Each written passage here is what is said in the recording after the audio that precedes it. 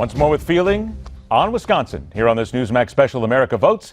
Returning to the fray, syndicated columnist, professor of business at the University of Maryland, Peter Morici. All right, Peter, you and me, let's close things out. Is it not fair to say that certainly Donald Trump has lost tonight big to Ted Cruz, and there's going to be a faction of the Republican Party that is going to celebrate? They're going to say, that's it, we got him. But you got to hold off right here. That's an early celebration. There's really very little to celebrate here in this point, yes? Well, I think there's quite a bit to celebrate because Donald Trump lost among every demographic group. And let's look who beat him. It wasn't a Wisconsin favorite son.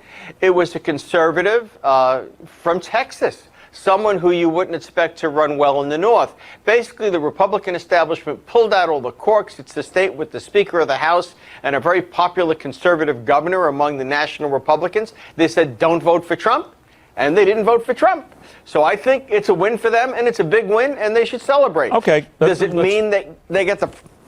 But let's stop there for a sec, okay? Because I get all that. But if you still think about it, Donald Trump, even though he loses tonight, this still is the end of the Republican Party as the Republican establishment knows it at this point. You are headed, you're guaranteed, headed for a contested convention right now. You're going to have the potential of violence going on in Cleveland at this point. You're going to have the potential of Republican voters walking out on the party. And you are still going to have the potential, if Donald Trump doesn't get the nomination, he may still take his money and go as an independent. So in many ways, this is not anything to celebrate if you're a diehard Republican.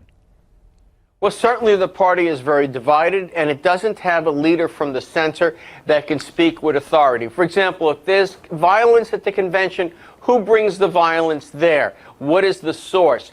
I would make it my business to stick it on the Democrats for disrupting my convention. The real problem is people like Jeb Bush or John Kasich are simply not charismatic. They believe in policy. They're policy wonks. They don't have a vision for the country, and they don't answer these polls that say over and over again the majority of Americans believe their country is slipping away, that family values don't matter anymore. I mean, look at North Carolina. All they basically said was if you're a man, use a men's room. If you're a woman, use a woman's room, and don't go violating the other gender. So now PayPal is going to boycott the state and get away with it? I mean, I think they have a gripe, but no one on their side is articulating those kinds of issues. Instead, they sound like, the afterwine of the Clinton-Gore years. But who do they have then, if not Trump, if not Cruz, if not Kasich? And let's get away from Paul Ryan right now, because Ryan says he doesn't want it, and there are people saying that he's probably set for 2020 if they have to bring him in there. Who then? Oh, my feeling is it has to be Paul Ryan if they want a shot. But he doesn't want it. How can you run? Well, sometimes history calls you, and sometimes you simply have to answer. Just as he did with Speaker of the House, sometimes this is his moment, and he's going to have to decide whether he wants to step forward. One of the things that comes out of all this, the Sanders affair, the Trump affair, all of this, is that now Americans are ready for someone they can like. Who do you know doesn't like Paul Ryan as a man?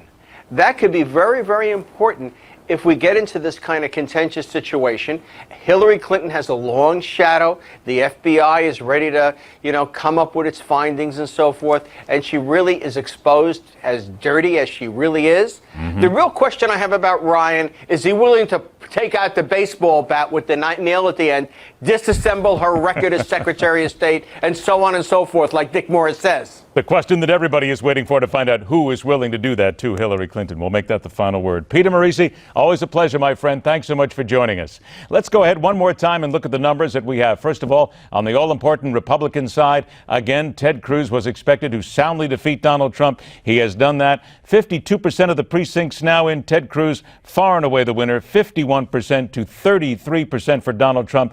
On the Democratic side, Bernie Sanders, they felt he had to have a resounding win here. He really didn't get that. 56% to 44%. Still, though, he is on a winning streak.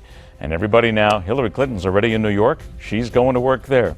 We're going to go back to work again tomorrow. Don't forget to join us weeknights at 6 and 10 Eastern on the Hard Line. Do that right here. Catch us all the time right here on Newsmax. This has been America Votes 2016.